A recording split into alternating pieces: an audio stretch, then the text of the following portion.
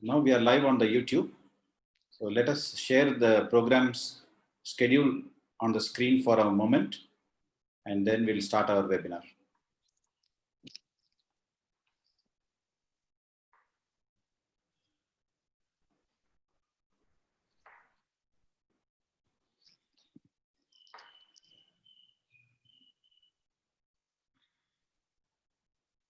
Sir, we are ready to go, sir. Yeah. Very good afternoon to all of you. I am Dr. Armugam. I am the president of Indian Association of Sports Medicine. It's my pleasure to invite you all for this webinar series on various aspects of sports sciences. Today is sports psychology, and this webinar is being conducted in close cooperation and support with the Malaysian Association of Sports Medicine and the Asian Federation of Sports Medicine. And I thank Professor Magendran for all his support in conducting this meeting so far so successfully. And today we have taken sports psychology. As you all know, it is a very important aspect of sports science. And in fact, many occasions it's a strength of the mind which wins the medal and makes it champion rather than the physical strength and his output. So it is an important topic, and we have very eminent faculties both from Malaysia and our own India, and moderated by none other than our Madam Professor Jolly. So I'm sure it will be a real feast of academics, and I won't take much of your time, and I request the moderator to take over. Thank you, Professor Armugam, sir. And today we have four presenters. The first one would be Dr. Gary, Associate Professor Dr. Gary Kwan, and I have the pleasure to introduce him. Associate Professor Dr. Gary is working right now with the School of Health Sciences, University Science Malaysia. He's also a postdoctoral research fellow at Brunel University, London. And he was the Secretary General, or he's still the Secretary General of Asian South Pacific Association of Sports Psychology, Malaysian Psychology Association, Asian Council of Sports Science, and the Committee of World Exercise Medicine. He was appointed as the chair of the International Network of Young Scientists, Academy of Science Malaysia, and Sports Psychology panelist for the National Coaching Academy of Malaysia.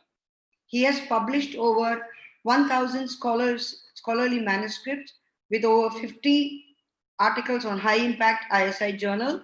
He has served as an editor and the reviewer for numerous international journals. Previously, he was also a Senate member at the Brunel University, UK, and he was a lecturer at Victoria University, Melbourne, the president of Australian Federation of International Students in Australia, and he also had a contract appointment at as a sports psychologist with Australian Institute of Sports. He's a certified trainer and sports coach for active after-school communities program under the Australian Sports Commission, and a registered music therapist in Australia. Gary's research has won numerous awards. He has received the ACIPA Young Researcher Award at the 27th Congress, International Scholar Award at Pre-Olympic Conference, and Atsushi Fujita Research Scholarship at the 6th ASPASP Conference.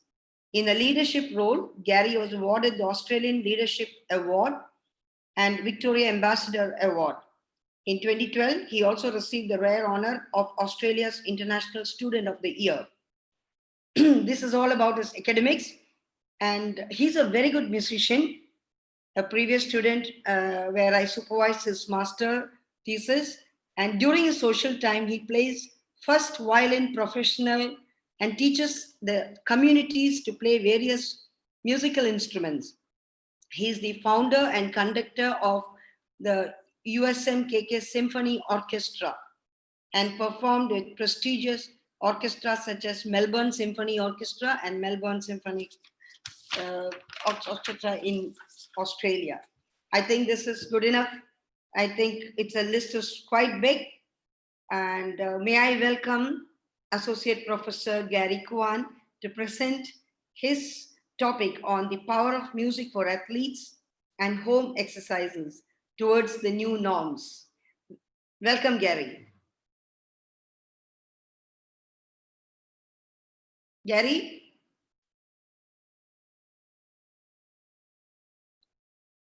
Gary, can you hear me?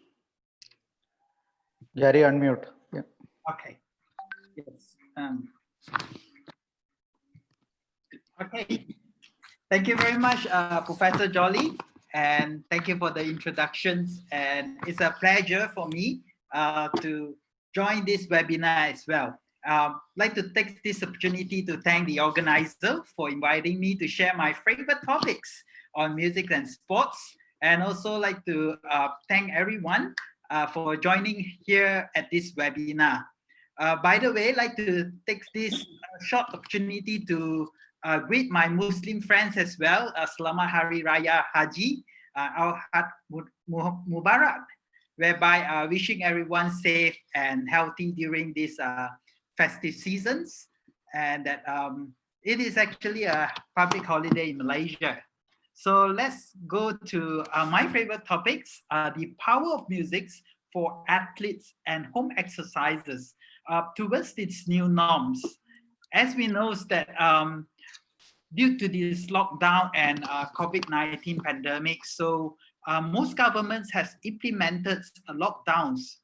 So many have home confinements that they could not go out for mass gathering, especially in the public places. So it may actually cause stress for people, fear and anxiety, maybe they're afraid of the disease occurrence, the economic uncertainties, and even frustrations. And sometimes people also feel bored at home, staying at home.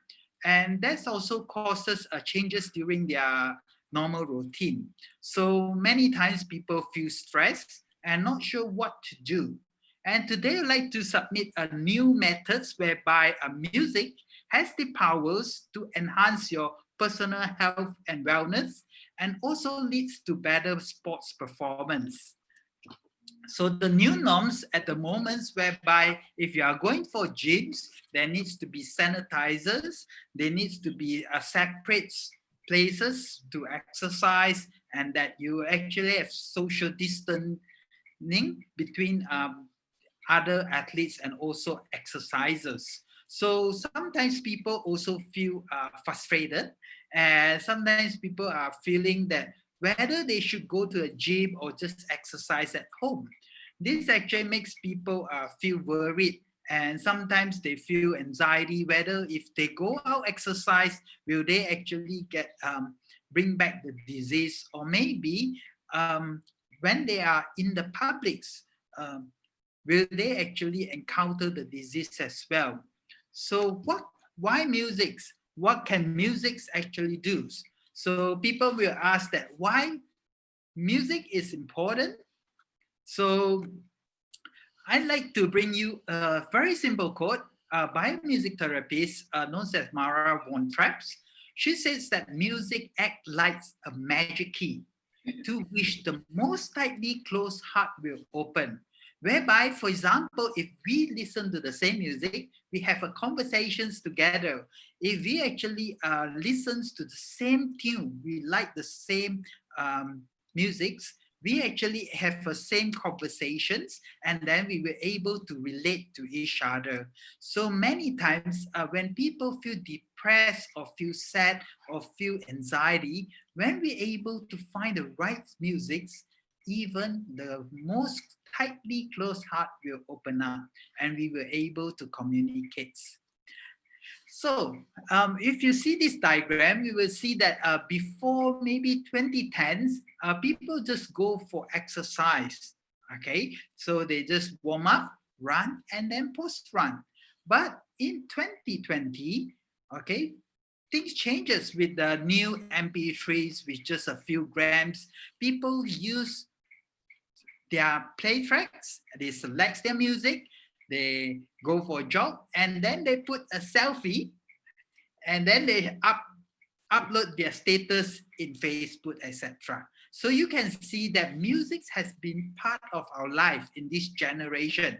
People listen to music everywhere, in training, in exercise, in gym, etc. But what types of music actually helps their performance?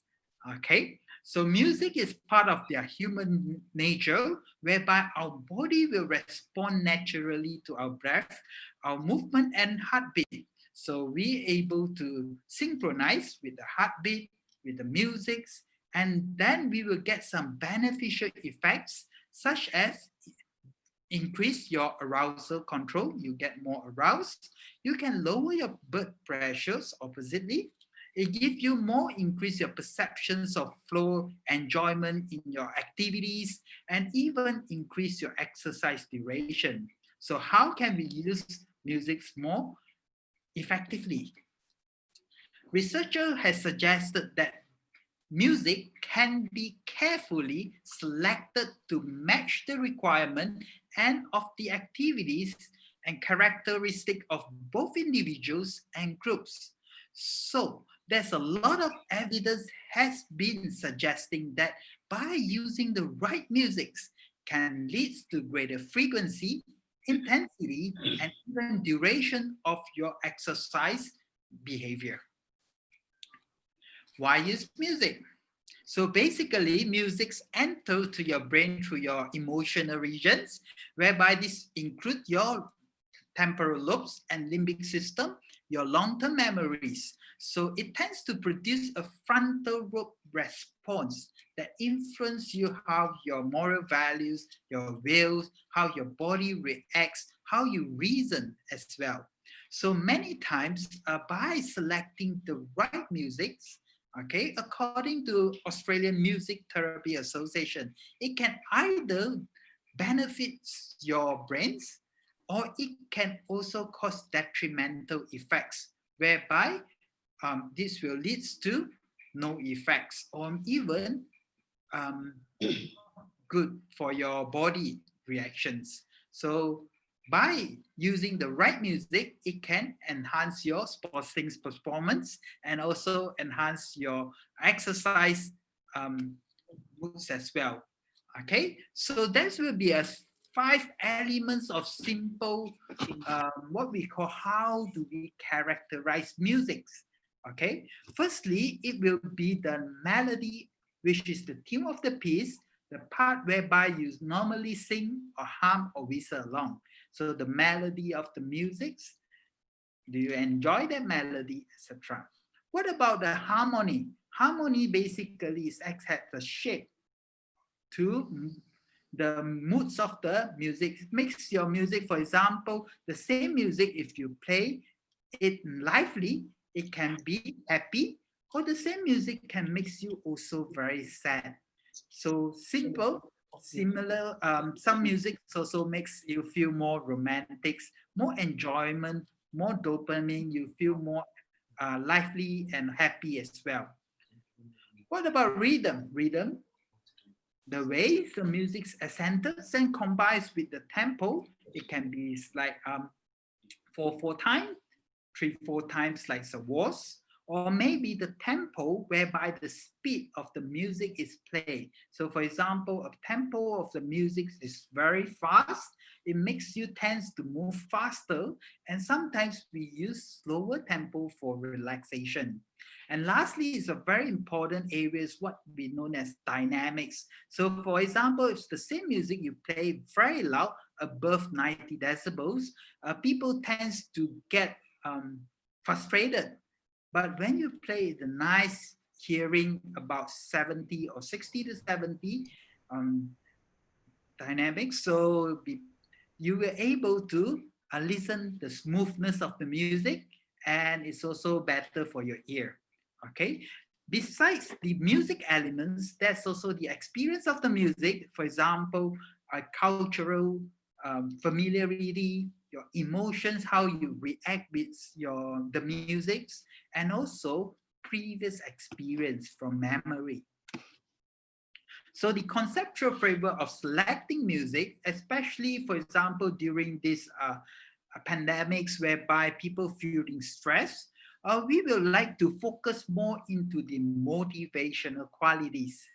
Okay, so motivational qualities actually influenced by the internal and external factors such as the rhythmic response, the musicality response of the person. Of course, the external such as the cultural and also their previous experience will influence whether the music motivates or not motivates. Okay, so when we find that music is motivating for a task, so for example, exercise in the gym, then we will find that the motivation music will able to reduce rating of perceived exertion. So if music were rightly select, it will enhance about 10 to 12% by reducing your rating of exertion.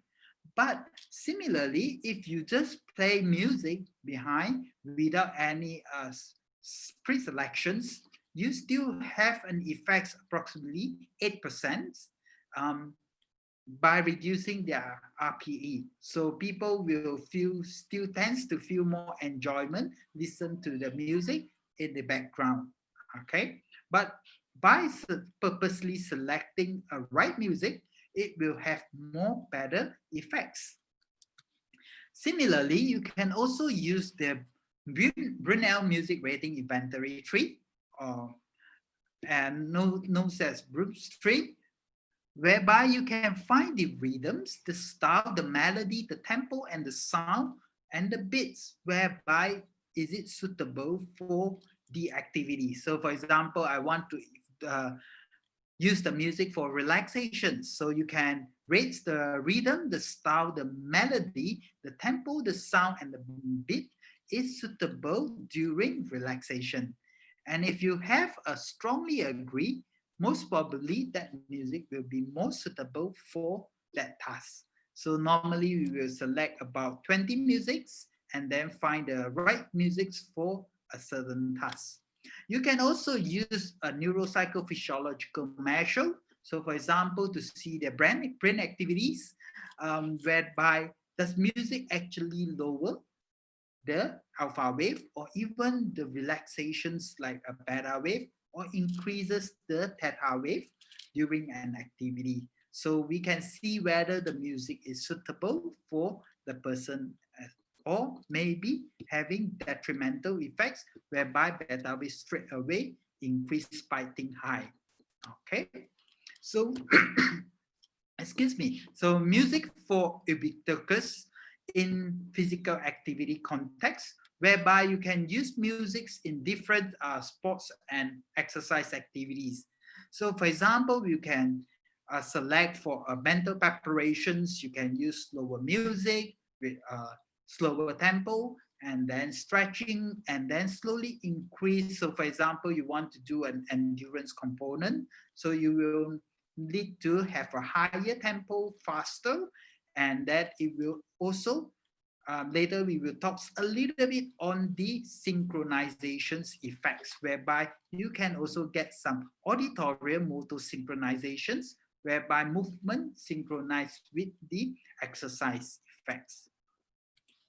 So you can see from the case study whereby by using relaxing musics for the shooters, that you were able to reduce the breathing rates and also reduce also the EG and also heart rate variabilities of the participant. So many people will ask, what did Michael Phelps listen before every time before going for the swim? Okay, which won him 28 medals. So he is telling himself with Lee Baines, yes, it's me, it's time for me to fight. It's my time. Okay, you can also find different publications of musics. We did from USM, whereby how to select musics and how musics can be used for enhancing sports performance. One example is by using a relaxing and arousing musics for tasks which is concentrating tasks on motor skills, which is like dart throwing, So we can see relaxing music is more relaxing than arousing music. And what we found that concentrating tasks will be more suitable using relaxing music. And conversely, we also do it with shoulders, which is a relaxing focus task, and weightlifting, which is a arousing task. And we also found that weightlifters, by using relaxing music, will able to enhance their imagery during weightlifting, okay, before competitions. Selecting music is also different by their affected by their cultural perspective. So by using the cultural perspective, you will find that selecting the right music for each culture is very important. So Malaysians will be Malay relaxing music will be more suitable for archer. So finally, a quick study is on the auditory motor synchronizations. By running with synchronized with music, we will find that it will enhance their performance. So we synchronize with the running every strike.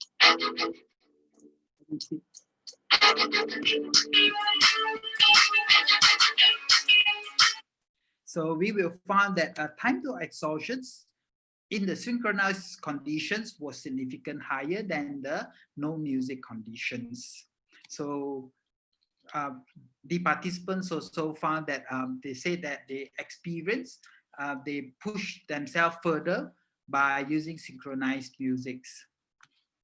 Finally, during these MCOs, whereby the lockdown, many people are not sure how to exercise. So you can actually go to our websites by typing brain breaks, okay, brainbreaks.org, whereby we actually provide free brain breaks. There's almost 400 brain breaks across different countries to you can exercise together in a video setting. So for example,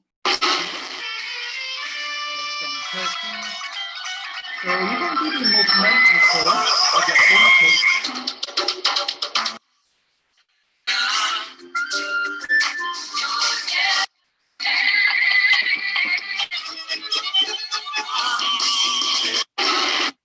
Okay, so during MCO, we actually successfully signed up over 4,000 new users by using exercise at their home using brain breaks.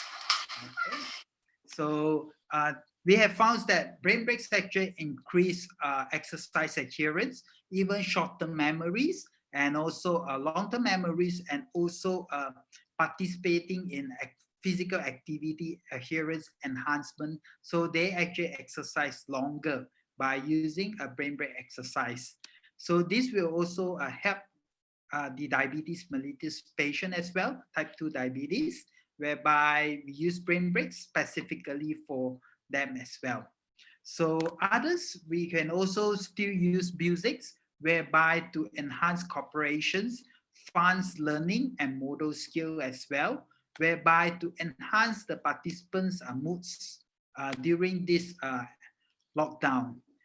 One last slide, whereby always remember there will be personal and situation variables, whereby female exercise actually rates music as more important compared to the male exerciser.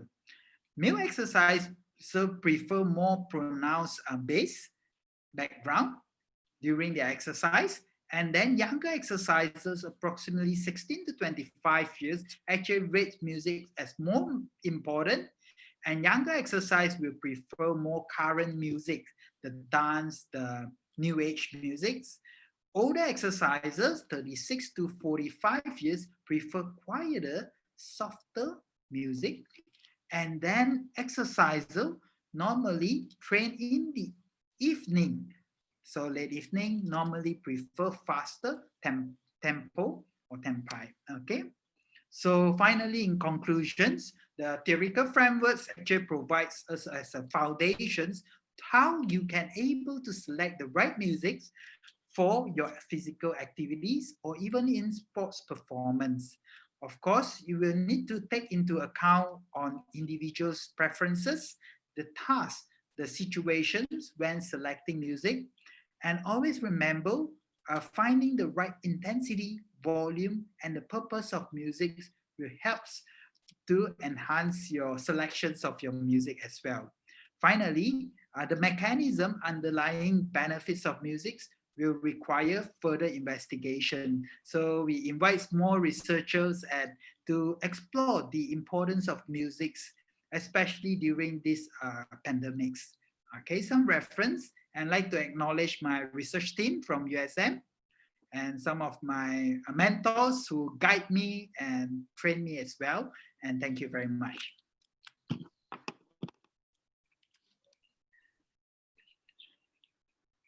Thank you. Hello. Yeah.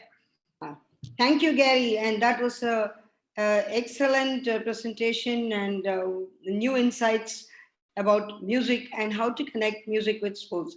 I think we can take a couple of questions now. I think Dr. Tyagaraja would be projecting the questions up there. Dr. Gary, could you please stop sharing your screen? Yeah. So that we can project some questions to you. Okay. In fact, a lot of questions. We have handpicked a few questions, starting from technical to more sophisticated questions. Dr. Vignesh wants to know, earphones or speakers, which one is better? Earphone or speakers? Okay, so it's a very good question. As long your earphone do not actually go above 90 decibel. Many times because of new good earphones, we can actually on very, very loud. And sometimes it will spoil our ear and also make us frustrating. Okay, so if you are listening using a earphone or speaker, as long you don't listen above 90 to 100 decibel, it will be good. Okay. Okay. Yeah. So the second question is from Chunkit He. The recommendations for sports or games that require full concentration on decision making, like chess, shooting, and is there some recommendation for referees also?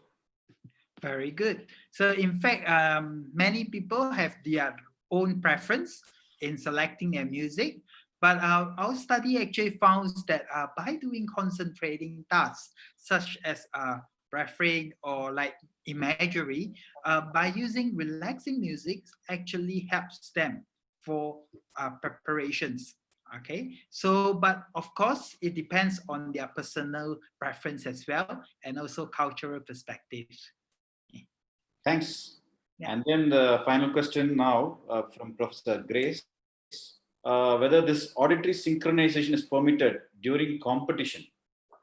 If so, Oh, very good question. Okay, so you can see that Haile Gebrselassie actually used the Scatman before and actually broke the 2,000 meter race. World record actually, but now currently in sports performance you are not allowed to use it, okay, during your exercise or even competitions. The reason is for safety reason. So you can still use it for training, but always remember safety first, and don't compromise safety. But for competitions, is at the moment is already banned. Okay. thank you, Gary. And we have an interesting poll now. After every speaker finishes his session, we have tried to put some controversial points where researchers have some divided opinions. So let's put some interesting question for the audience and see how they respond to this. Okay. So that's the question. The choice of the player, choice of the music played in the dressing room or in the headphones of the player, is it the choice of should it be the choice of the coach or the captain or the player himself or someone like you, the scientist or psychologist? So that's the question. We leave it to the audience to give their choices for the next 10, 12 seconds. and then we'll see how they respond. Then we'll discuss about this. We'll ask your expert opinion on this. Yeah. So close to 30% have voted. Waiting for some more responses. The choice of the music, is it coach or captain or the player or someone like us? Yes, 50% have voted now. Wow. A few more seconds, I will share the results of the poll. Interesting, actually. Yes. Very good question. I'm waiting for some more people to poll in. Okay. So almost more than 60%, 55% have voted. Okay. Let me share the result now so that we can discuss this. Yeah. So that's the result. So what's your take on this, Gary? Oh, unfortunately for sports scientists or psychologists, it's 0. Very sad. Yeah. So basically, yes, player themselves is very important, but of course, many times player actually select not the right music. Okay. So often we like to work together. The sports scientists will work together with the coach and also the athletes to select the right music for them. Okay, so this actually by using the right music, it also enhance the team morale, that they will able to enjoy that the team unities together as well. Okay, yeah.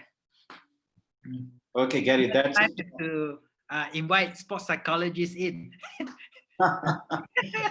Thank you, Gary, for a lovely session. And again, I hand over the session to the moderator.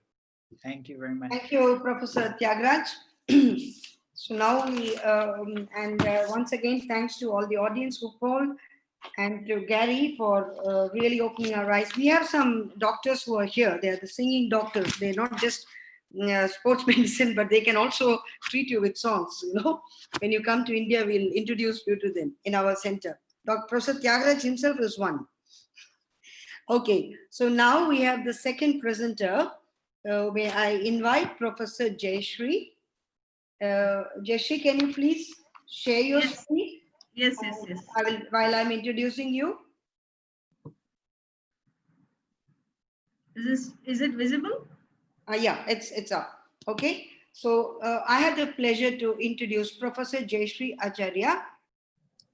Currently, she is the Dean of National Sports University, Imphal, Manipur, since 2018.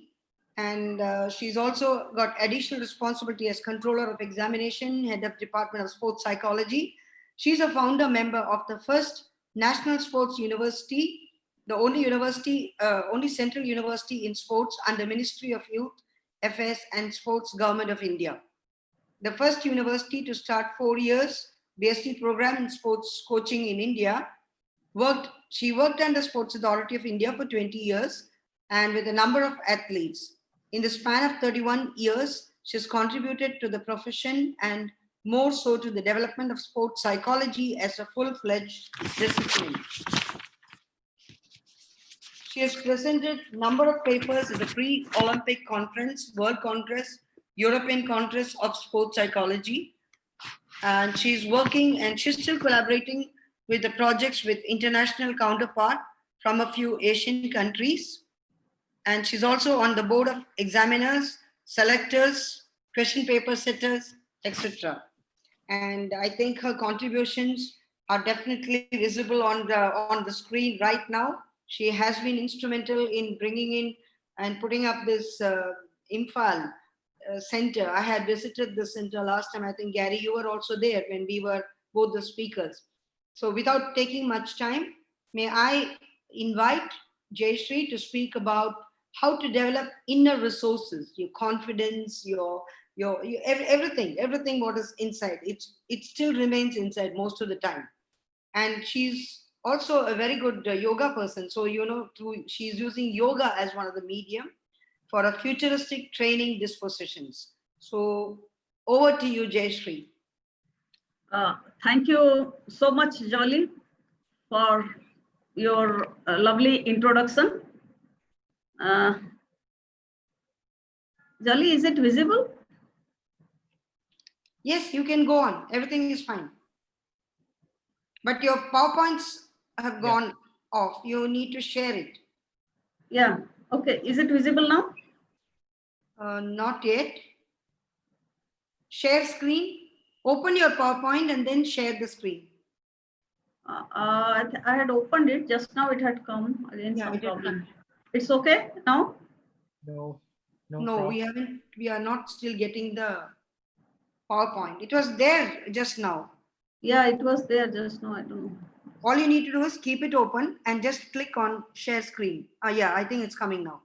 Yeah, now you go to the presentation mode, whichever is your PowerPoint. Okay. It's so. Thank you so much, Jolly, and thank you everybody.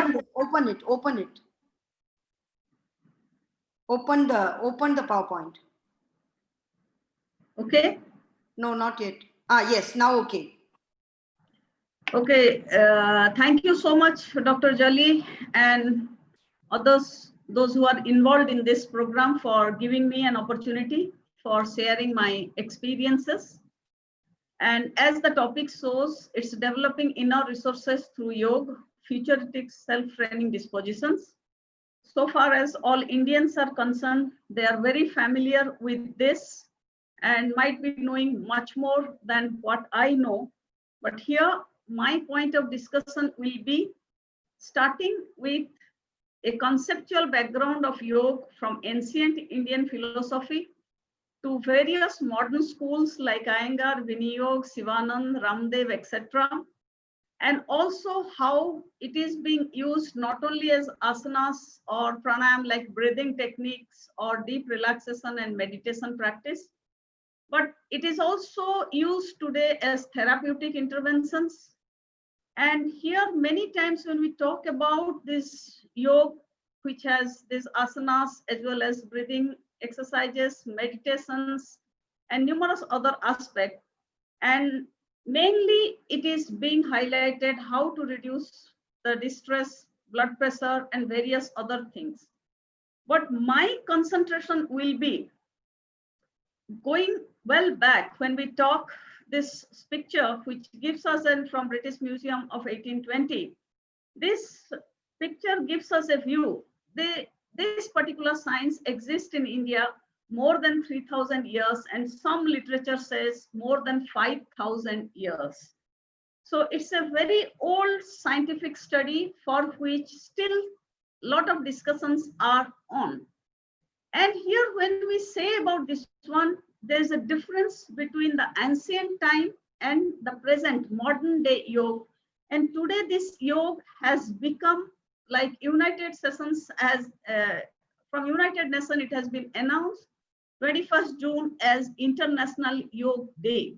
So you can see different form of yoga today given by different authorities so far as this particular science is concerned, yogic science is concerned. My main focus or the area which I work generally on Ashtanga Yoga, that is of Patanjali, who says about all these aspects which most of us know: yam, niyam, asan, pranayam, pratyahar, dharana, dhyan, and samadhi. And here, mainly it is about how you restrain yourself, how you observe various things, what are the posture to be maintained, how do you control your breath, how the sense withdrawal is being done, and concentration, meditation, and ultimately total absorption. We don't go to that stage when we talk about sports and all. And here mainly the ability to control the fluctuation of mind. So here he said about it some 3,000 years ago, but today it remains the same. And here a lot of research evidence which have been collected, lot of work is being done all over the world. It is being done. It is done on patients, it is done on able-bodied people, but I have worked quite a good number of work I had taken up way back on athletes of various categories, about pain tolerance, about anxious athlete, about athlete who all are having fear, and different kind of, and today mostly what I work is practice-based and feedback received, because many times it becomes very difficult to make use of certain equipment, measuring and going for the thing. And as we are all involved in coaching, so it is not always the research part, it is mainly the feedback we receive, that how it has been beneficial for the athletes. Based on that we work.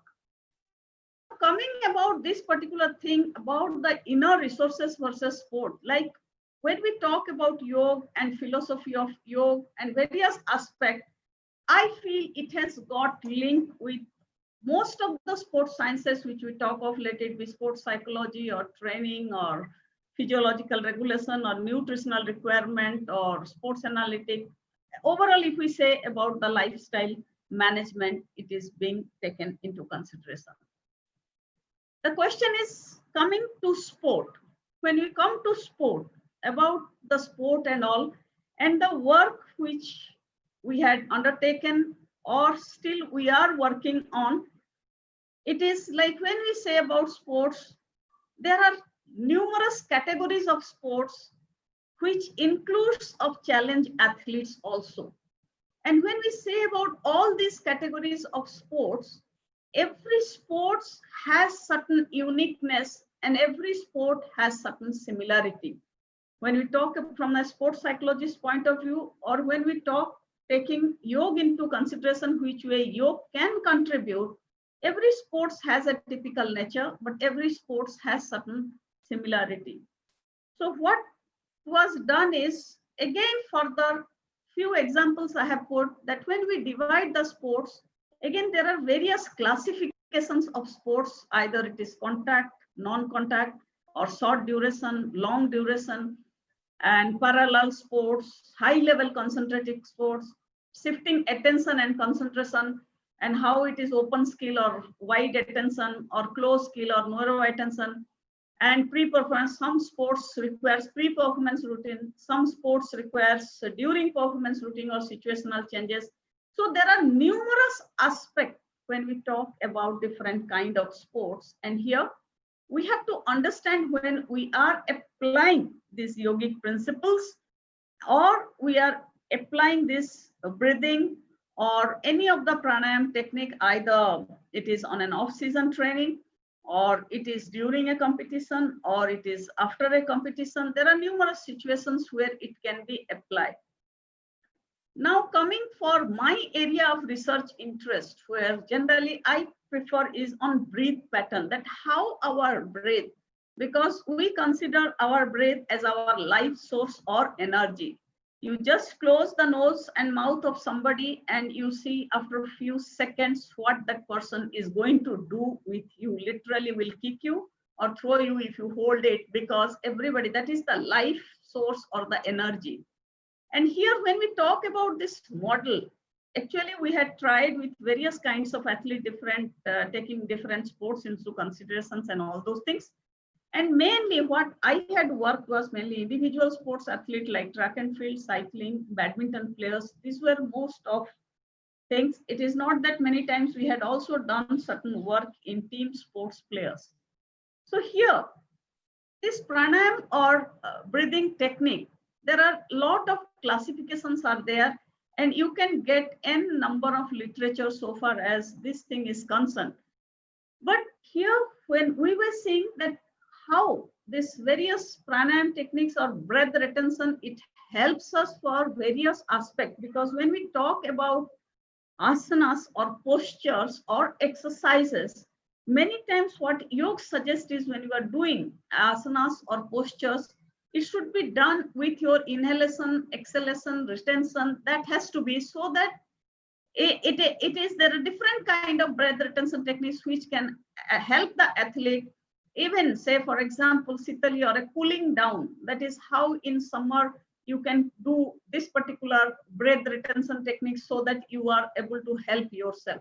So these are various, what you can say, pranayam classifications. And further, you will find numerous authors or what you can say, numerous experts today, they put it in different way, and it is all what you can say based on their experiences or works they have done. And here, when we say about this pranayama and sports, definitely there are different kind of these breathing techniques which can help for what kind of sports. Like you have to understand the nature of the sports, and based on the nature of the sports, which sports would require what kind of breathing technology, and at which time of the competition, on the competition, and during any other time of the day, how it can be done.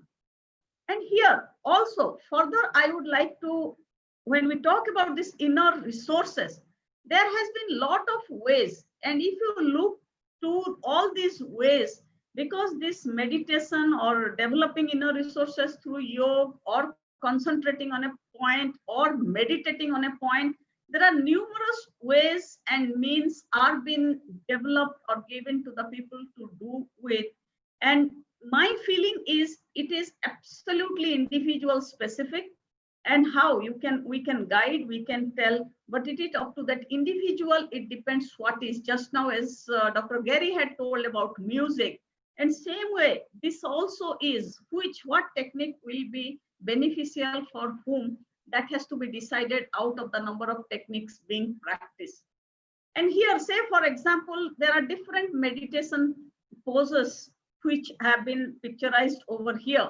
So now it depends. There might be certain meditation poses which looks very easy, but only when you try to do it, you come to know what exactly are the difficulties so far as this measure. But it is not at all difficult that you cannot do it. It is all a matter of practice and giving some time and trying to understand by sitting in various poses and how you can have a meditation pose by which you can look within yourself.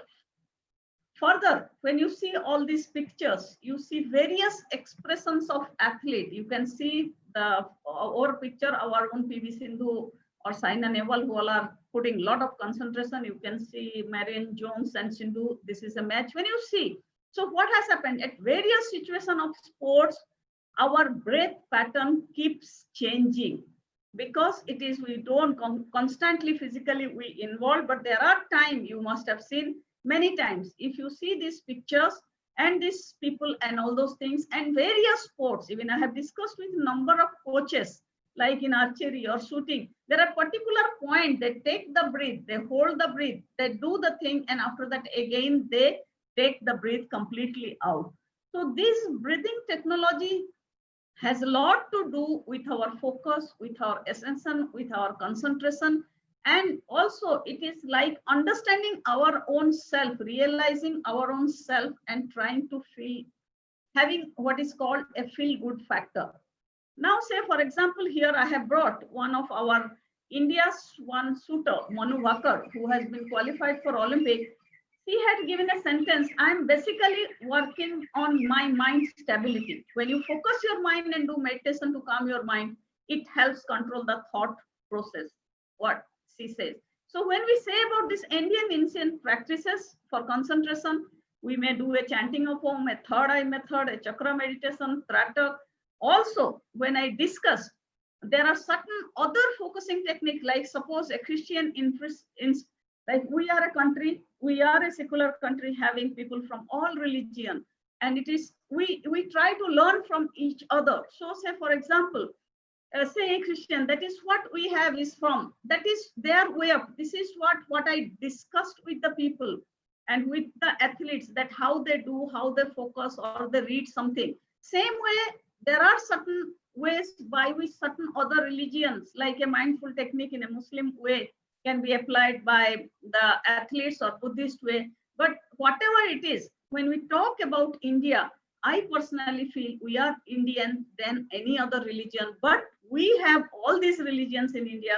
So we have to understand that mechanism, that what exactly we should not, as sports psychologists or as trainer, should not insist anybody that they have to do it. Sometimes we have to give that liberty to them. And next question is, what athlete can practice? How you can have control over your thoughts? What level of athletes you might be? But it can be focusing on a point, like we have worked on football, we have worked on badminton, and you can have focusing upon your breathing on closed eyes or open eyes. It is your choice. or focusing on a subject, item, or object, or creating an imagination and focusing. Because once the mind is calm and peaceful, one gets established in his own true nature. So here, when we say all these things, definitely there are tremendous, there are physical, there are physiological and all aspect of yogic practices. But here I have taken the psychological benefits of yogic practices, that how it can relieve and help the athlete for various mental distractions, how it can improve upon our focus, determination and self-discipline, and go through a comfort zone, how you can use, it has got numerous things like relaxation, controlling our arousal level, bringing ourselves to zone. And also it teaches athlete how to do imagery and relaxation, and the importance of relaxing, resting, and recovery. So here, to conclude my thing, like these are some of my students, like here, I'm just giving you, say for example, you see this asanas and breathing, you can just see that is in a time period of 50 to saying, there are numerous aspects of the posture which could be taken into consideration.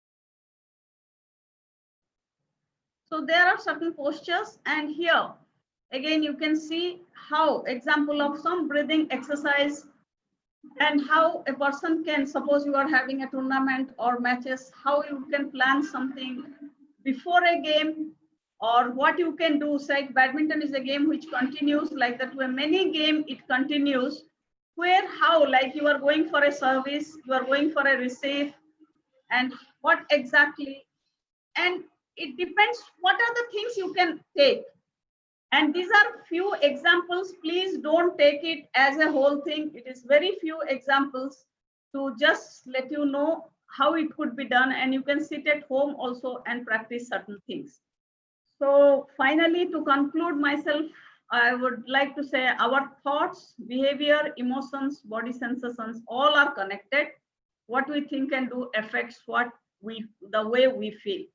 So Tokyo has been a very big thing. 2020 will remain name, but it may be in 21. But definitely there are many athletes who are going to vie for the thing. And I feel yogic practices, either asanas and all, but it should be designed based on what exactly is the requirement for that. And my thing is rejoice, be happy, remain motivated and focused for your goal through your inner resources. We do not to depend always on outside. Yes, we need feedback, we need help. And my mantra is think globally, act locally. We have a lot of resources of our own culture, our own traditions, which can be, if applied and used, it can work wonders for us. And Jai Hind, Namaskar, thank you all for your patience to hear me on this. Thank you all.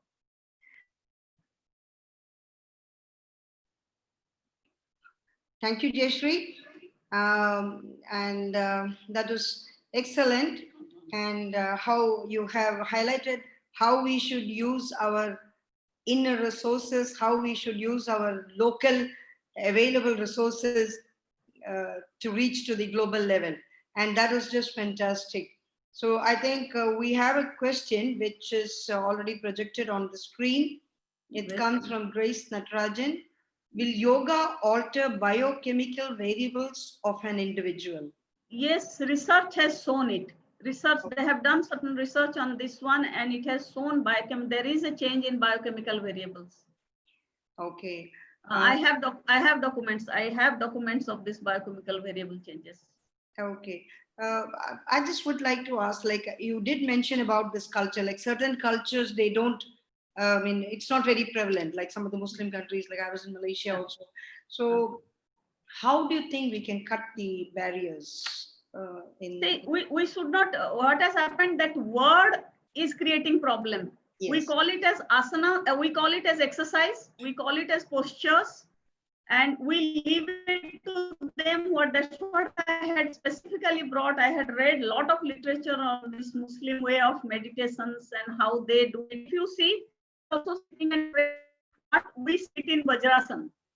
They also do their thing. It has got a lot of similarity with Vajrasana and bend and all those things. So we should not call it yoga or something. We can call it as an exercise. Okay. We can call it as an exercise and postures. I think that way we may cross the barrier. Oh, I think that's one way we can. I think we should see it more as a exercise rather than as something religious or anything. And I think that's because we are actually looking at how to develop our inner resources. There's a lot of resources in us, and I think we need to really tap. And that's probably the futuristic directions that we should look into. Yeah, like in some places they do, like China, they have their own ways. Indonesia, they have, various countries have their traditional things. Yes. So I think that was just excellent. The talk that you have given us on how the yoga thing can be integrated. We know a lot of things, but every time I listen to yoga lecture, I think there's something new that we learn from there. So I think it's just evolving in different forms, and that's just fantastic. Anytime you reach Patanjali, you feel you don't know anything. I'm only wondering, as we get older, how much of yoga, how much of flexibility we can have. It was nice to see that video. That boy is really flexible, but when we grow older, I don't know how much of it is possible. No. There are some people, if they do regularly, they can. Okay, that's fine. So especially I think athletes can. Yeah. Okay. Thank you. Yeah, do we have a poll question which comes in? Yes. That's why I'm hearing. Also, the time is. I'm keeping the time. Well, a very quick one, anyway. Yeah, we have a poll, and also I just noticed a question from a sports medicine doctor in Pune. Okay. His question is Dr. Guru is asking our guidance, rather your guidance, madam, to formulate a research hypothesis in yoga, and what specific considerations he should consider to formulate a yoga research. What would be your advice? My advice would be he should first find out what is the sports he is trying for.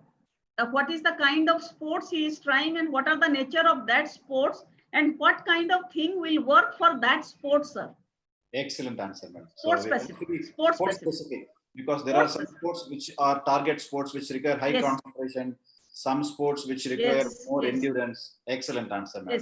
And we have a poll question now, which I'm going to, it's a very simple question, but just to see how many people think on the same lines. So here is the poll question. Okay, sir.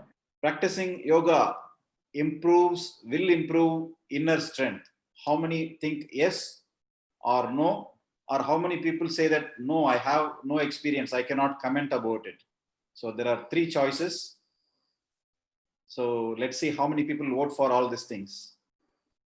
There are some interesting voting patterns happening already. Yoga, whether it will improve inner strength? Yes, no idea. No idea. I have never done it. Yeah, that's what the third.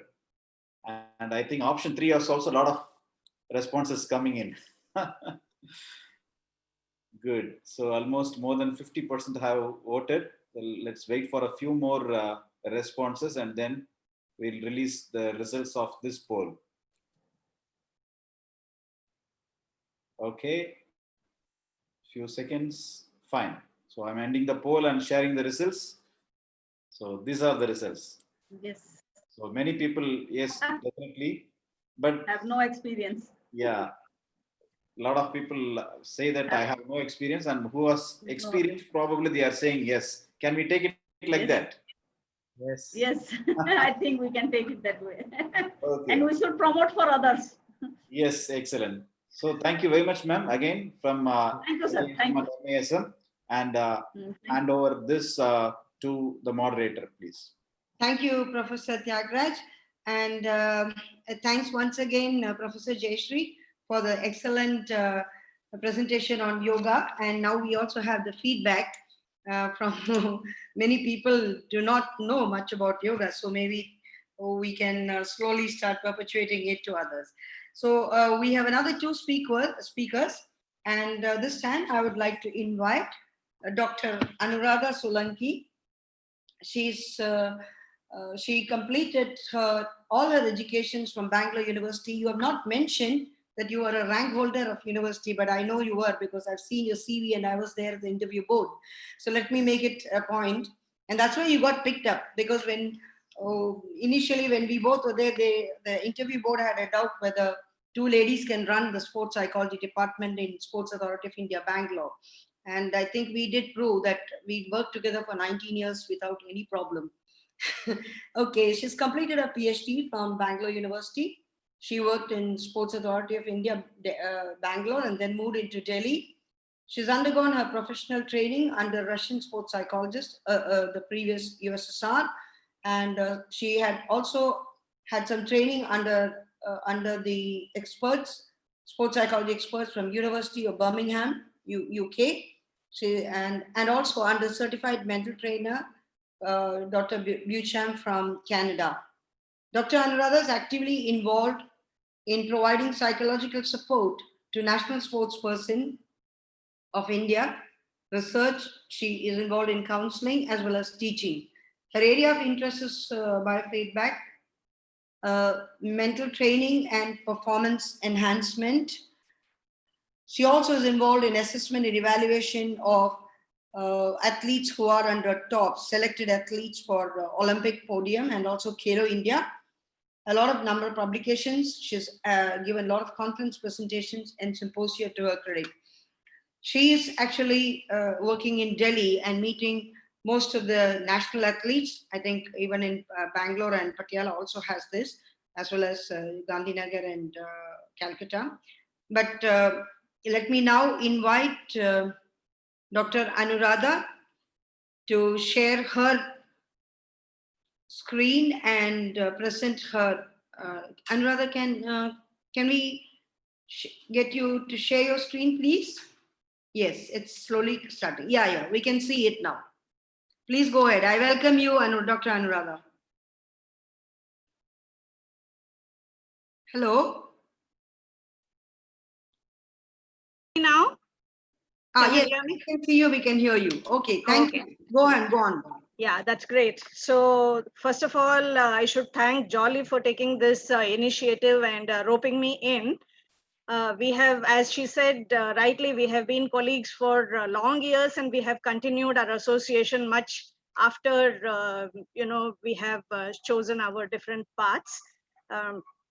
It's been wonderful days when we worked in Sports Authority of India, and I continue to work in Sports Authority of India. Just yesterday, I completed 27 years in Sai. I was just thinking it's been a long time. I thank IASM, the Malaysian Association of Sports Medicine, and Sri Ramchandra Institute Center for Sports Science for organizing this webinar. And it's been, I was listening to Gary and Professor Jayashree, wonderful presentation and very appropriate, and whatever is happening currently in the sports psychology arena, they have very rightly, pointed out. So coming to my presentation, what I do practically in our laboratories, utilizing many of the equipments that we have, because what we feel is that cognition is the one component which is very crucial for an athlete's performance, and it has a lot of role to play in performance enhancement when we are talking about performance enhancement. I'll just start the presentation slide show. Why? Yeah, okay. So, this coronavirus has had a lot of, it put a lot of break on all the activities that was happening around us. And it was too sudden for us to understand the depth of things that was to, unfurl in the days to come. So the lockdown and unlock which is started recently, it has taken a lot of toll on our mental health. There was so much of uncertainty when things are going to, start, or will it actually come back to the original thing that was, before the pandemic hit us. Many of the tournaments, competitions, the Olympics itself was, postponed, many of them canceled. And when all these things happened, a lot of athletes were, they were just wanting to know when they can come back. So this was a genuine concern, what we were listening to the athletes, because we had switched on to, over the phone, WhatsApp kind of, counseling and contact with the athletes. So, whatever was the planning that had taken place, the long-term development program that we generally call it, it just was a halt, a total grinding halt for whatever the long-term development program was chartered. So altogether, the outdoor activity was withdrawn, and people, whoever were coming to the lab, they just wanted to, because we were training them in a simulated condition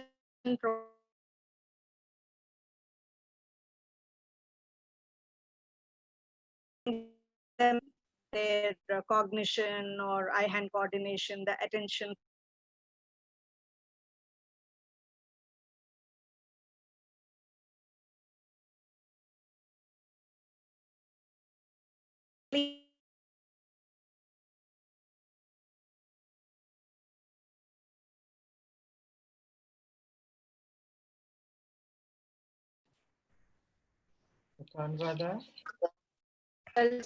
That we get, which is just skills.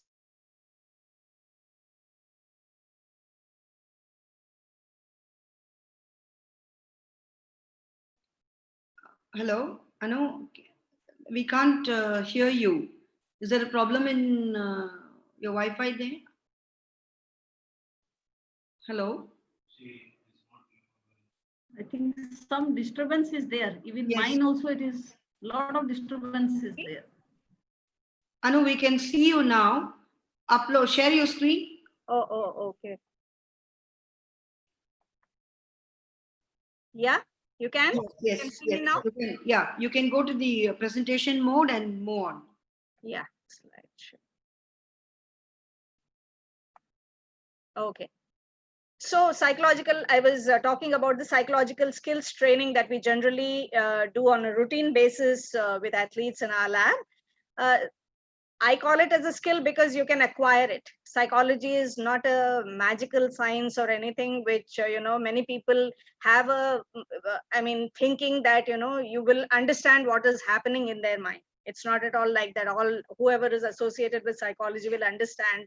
It is much more to do with, your observation, the understanding of an athlete, the rapport building. All of these plays a role in trying to understand where the athlete is lacking and where we need to support him.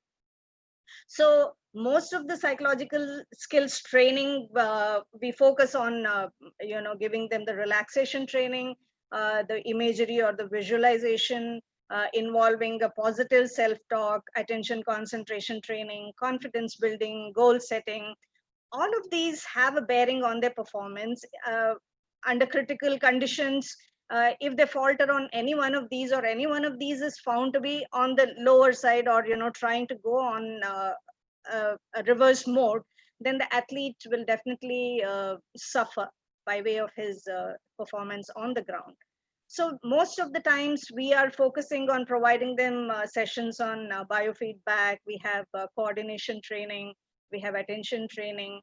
So all these are in the lab condition. So this used to happen before the COVID. So now we have a system where nobody is coming to the lab, and we switched over immediately to the, as I told you, over the phone and WhatsApp and the Zoom and the Google Meet. All of that, we are utilizing technology now to reach out to the athletes. So these are some of the facilities that we have at our lab in Delhi, which is the Human Performance Lab. We have a neuro tracker, which is used for training, perceptual cognition training. And sports vision training is for eye-hand coordination, reaction training.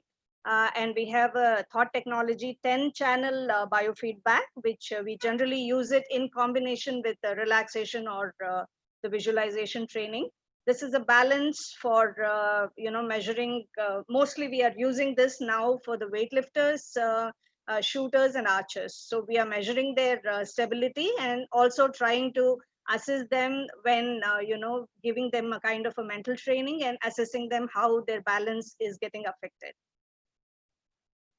And this is a Vienna test system, which we generally use for assessing the psychomotor abilities like the reaction time, anticipation time, two-hand coordination, peripheral vision. All of these psychomotor variables we are measuring using this equipment. So coming to my main topic of cognitive training, cognition is a scientific term which we use for mental processes. It refers to the perception, acquisition, memorization of information. More precisely, it refers to thinking, knowing, remembering, judging, and problem-solving abilities of humans, which is very, very important for an athlete, especially when he is competing. Okay, so the ability to perform under pressure, remain aware, in control, and to rapidly process everything that's going on around the athletes is of paramount importance. And this helps athletes in making better decisions and performance consistency. That is what we are looking for. If you can perform at a level of your best capacity all the times, then I think you're going to be a champion athlete.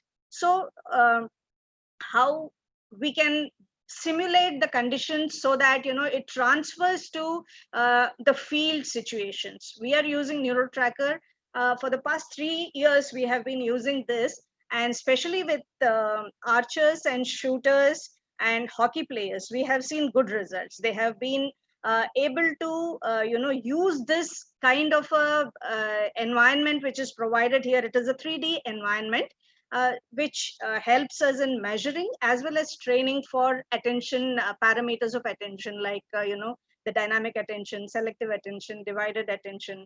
So it is simply like this. There are 8 targets which keep moving, and 4 of them are highlighted, and after that they are numbered, and the numbers are removed, and they will start moving in a haphazard manner among all of them get mixed up, and then after 20 seconds it stops, and you have to identify which of the balls were highlighted.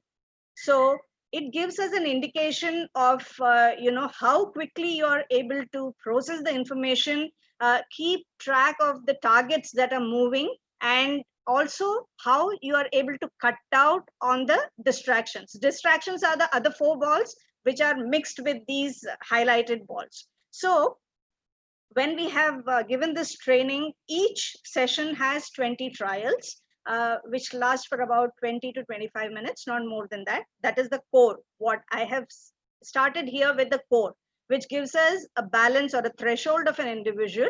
And from there, it keeps going higher and higher. The better you are capable of identifying these targets and, are able to discriminate between the targets and those which are interfering, then the speed of the balls also increases. The complexity increases as you keep progressing. So how it helps is the research which is conducted using NeuroTracker has said that you're able to process visual information more quickly when you are doing a session on NeuroTracker, which helps you react faster to play on the field. And when, because of the increase in peripheral awareness, you're able to anticipate avoidable collisions which might happen on the field. And when you're simultaneously tracking multiple targets, you're also able to understand who is your own teammate who is passing a ball to you, from whom you have to receive, to whom you have to pass, and you're able to process that information in a much faster manner. And then you're able to read the body movements more efficiently, which will help you be one step ahead of the opponent when you're actually on the field.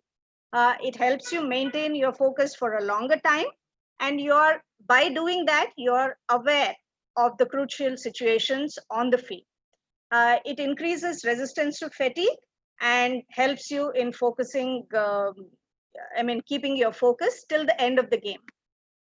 It improves your situational awareness in the sense that you can get an edge over your competition because you understand how to see the situation, how to understand the threats, how to use them for your opportunities. Take it as an opportunity. So all of these will help you come to a fruitful end of the competition. Your performance accordingly will be much better when we have trained individuals on NeuroTracker.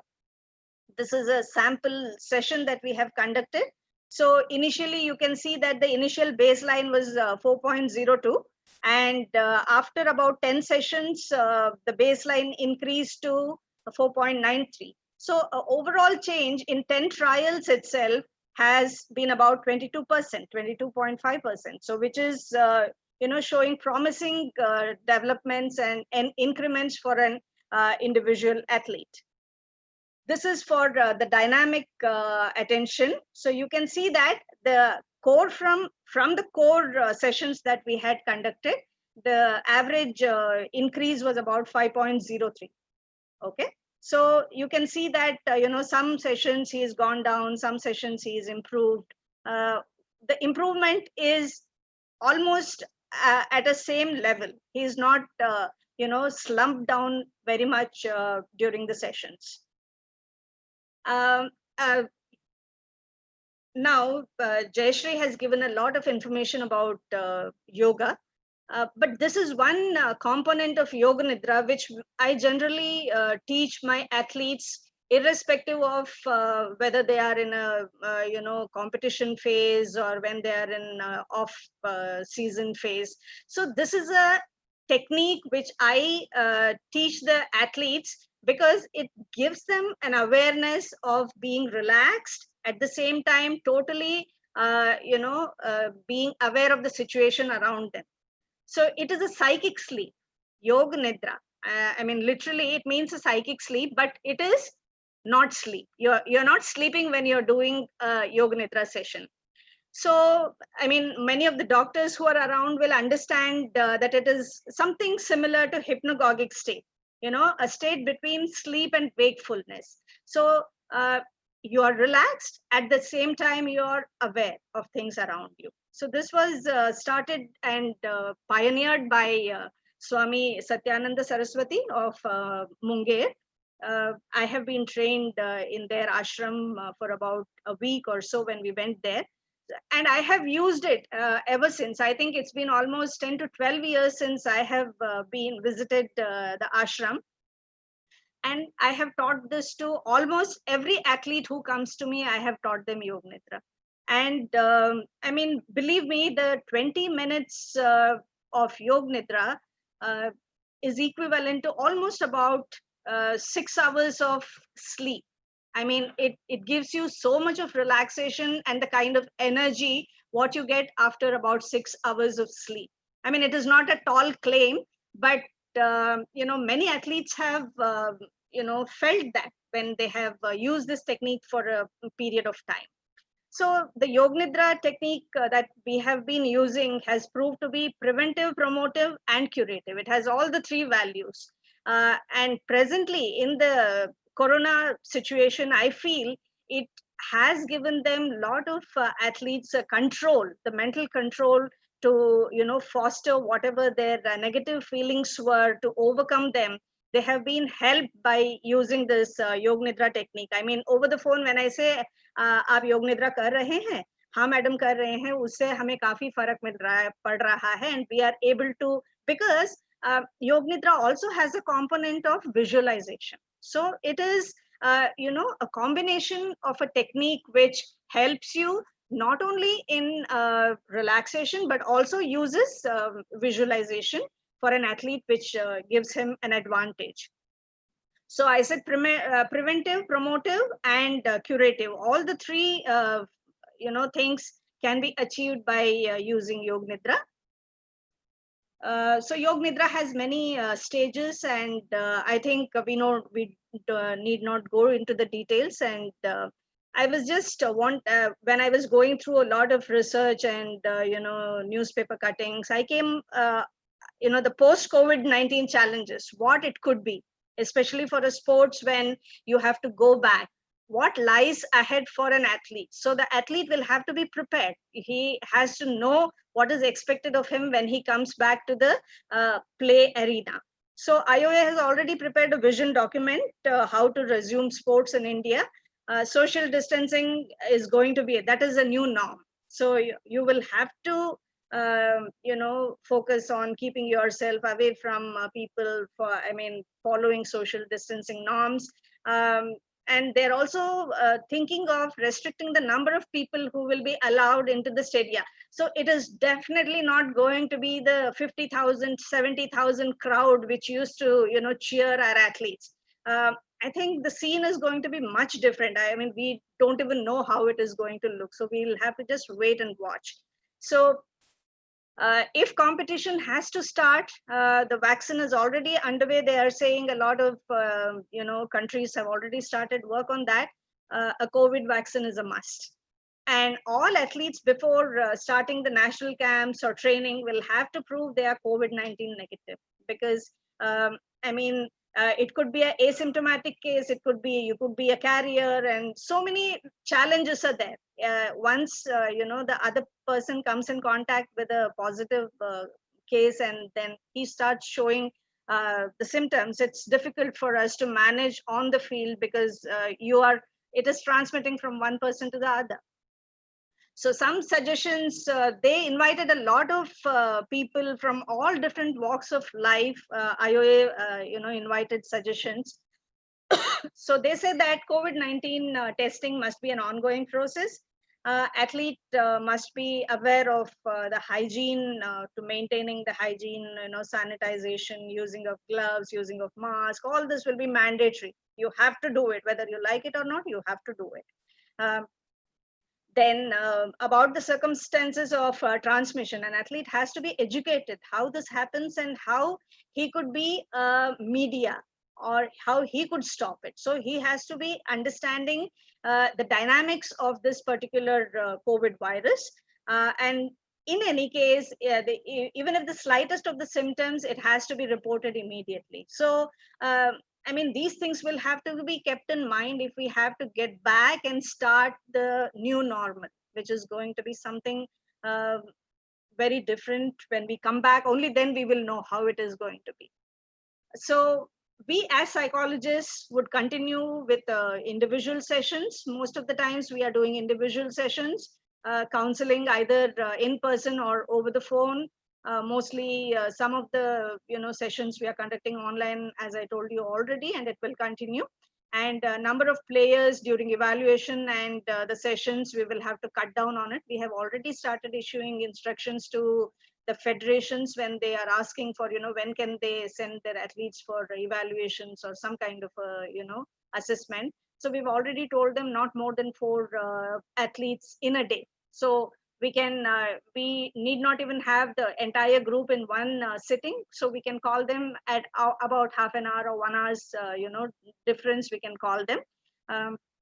Because we are also at risk. If somebody is a carrier, then we also might be infected. So restricting the number of players. And finally, we have always been talking about this. Even me and Jolly, when we used to work, we used to say sports psychology is nothing but helping the athlete help himself. That should be the ultimate motto of the psychologists who are working, that we have make an athlete so independent that he can take care of himself. So ultimately the aim is to give him all the necessary tools and techniques so that he handles the situation when the need arises.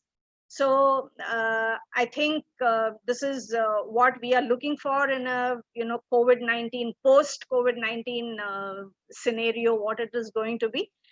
So I think we have been able to deal with the situation quite effectively, though we still are not aware of the first-hand information about the athletes, how they have handled the situation, being away from their practicing sessions. I think I will end here. Thank you so much for a patient hearing. Wonderful, interacting with all of you. Thank you. Thank you, Dr. Anuradha, and that was excellent to see how you are actually dealing with all the national level athletes and what your thoughts are in the future, the new normal to lead up to the theme. So I think we will just take one more speaker is there, so we just take one or two questions, quick one. Yeah. And Dr. Tyagaraja, could you please share the... Yes, Dr. Vikram, my colleague, will be sharing the question screen. Okay. So we'll wait for that. Vikram, can you share the question slide? So before probably Vikram shares the question slide, I will share a poll question now. Okay. So very simple. Vikram has gone for a Yog Nidra, I think. Looks like it. I always do. After every lunch, I do it. It's okay. We give him the time. He just finished his MD, so he's really mentally tired. He needs it. So Yeah. we'll go first to the poll question, then we come back to your question. Okay. Sure. So the poll question is this one. Let's see how the audience react. The cognitive training with equipment, without equipment, which is superior? With equipment is superior. Yes or no? That's the question. Very difficult question. So we have interesting responses coming in. Now it's close, neck to neck fight happening. And some people still seem to be in the Yog Nidra. They're not. I was about to go into Yog Nidra. Anyway, Dr. Jolly keeps me from awake all the time. Okay, let me share the result before Dr. Vikram puts the question. I think he has already put it. He's already put it, but it's okay. We can. It's actually a T20 result, a tie. Wow. 50-50. So, your inputs, Madam Anuradha ma'am? Sir, definitely in this era of technical advancement, I think an equipment will give you a simulated condition in a much better manner. The challenges that could be, lying ahead of you on the ground, it prepares you better. That is my take. I mean, the actual situation can never be replicated in a lab situation, 100%. I mean, I vouch for that. But then this prepares an athlete, at least even if 1 or 5%, I mean, I could take it as 5% of difference it makes in the way he processes information, in the way he understands the situation, and he's able to overcome the obstacles. I think it's worth giving it a try. Lovely. Dr. Jayashree, your take on this topic, ma'am? Equipment. Hello. I don't know whether Jayashree was. Jayashree, unmute. I'm here. Okay. My take is because I also use a lot of equipment, sir. I also use a lot of equipment, but the problem is how many people can afford the equipment. So we try to promote them on their own thing. That is the problem. Otherwise, equipment makes it very attractive, sir.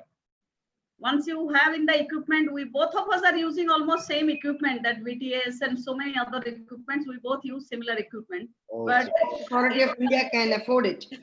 Yeah, but how many? That's what I'm telling. So that's what. Yeah. And thank you, ma'am. And Dr. Jamatul Shahri, ma'am, do you have anything to say on this equipment issues? Dr. Jamatul. Hi. Anyway, I believe on having the equipment makes things better. Basically, when I conduct the interventions also, personally, I'm not conducting the session by having the equipment, but nowadays it's about the technologies, and I believe for every interventions that we conduct, so there must be a new inventions comes in, and with the help of technologies around us, why not? That would be better for all of the athletes. Okay, thank you, ma'am. It seems your Wi-Fi connection is a bit slow, so let's see it works fine during your talk. So that's from me, the polling officer, and over to Vikram for sharing. Vikram? Yes. Can you provide any screening assessment method for mental health condition of athletes, given the uncertainty and anxiousness with COVID pandemic and sports training? Somehow this psychology questions itself tends to be very big, and answers, I think. I think one can take the WHO questionnaire if they want to, but it is not specific to sports. It could be just specific to mental health issues, but may not be specific for sports. I have not come across any specific scale for assessing a mental health issue of an athlete. Okay, I guess that answers the question nicely. And thank you, ma'am, for the wonderful, lively talk and keeping everyone away from going into Yog Nidra. That was, I thought everybody was in Yog Nidra. I had to wake them up. No, as long as Dr. Jolly is the moderator, nobody can sleep. Nobody can sleep. Over to the moderator. Jolly, ma'am, please take over. That was so nice. Okay. Thank you once again, Dr. Anuradha. And we have one last, and thank you, Dr. Vikram and Dr. Professor Tyagaraja for summarizing the Anuradha's sessions and the poll. Now we have one last speaker. She's from Malaysia, and she is Dr. Jamaat Shahida Shahri. I had the pleasure to introduce her. She's a senior lecturer at the Faculty of Sports Science and Recreation, University Technology Marashala, Malaysia. Currently holds a position as a head of program of sports science. She obtained her PhD in sports and exercise psychology from University of Malaya. Previously, she's been working in sports industry for nearly 10 years as a sports officer. And at the same time, she was coordinating the UITM sports team, netball, volleyball, softball. I think you've been with a lot of team sports, and also it's as a team manager to effectively manage communication between athletes and organization. As a lecturer, she remained consistent and committed in her teaching and learning, innovation and publication activities. Her specialization is on motivational psychology, mental preparation on youth athletes. She's also a co-author of a handbook titled Conducting Imagery Skills in Lawn Ball. She's also a Malaysian University Sports Council volleyball player participating in Malaysian Games Sarawak in 1990. Over to you, Madam. Dr. Jamatul Shahida Shahri, welcome you. Unmute, Madam, and share your screen. All right.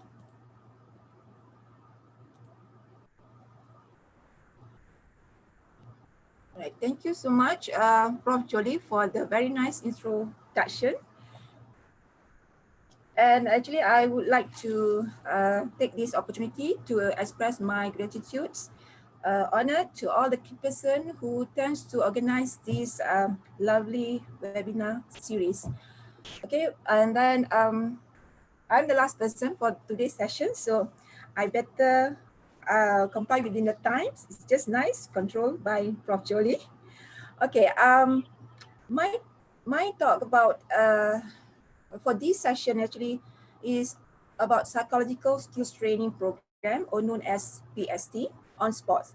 Okay, though in the poster I've been mentions about netball, but I'm willing to share about other sports too. However, in another slides, also I put up on the specifically in netball too. Okay, so by complying with the needs of the webinar, so I try to set a flow of my talk comply with the themes for today, which is return to a new normal because of this COVID outbreak. Okay, so let's move to the next slide, whereby I just have only 3 subsections here. However, I think the first part will be quite long.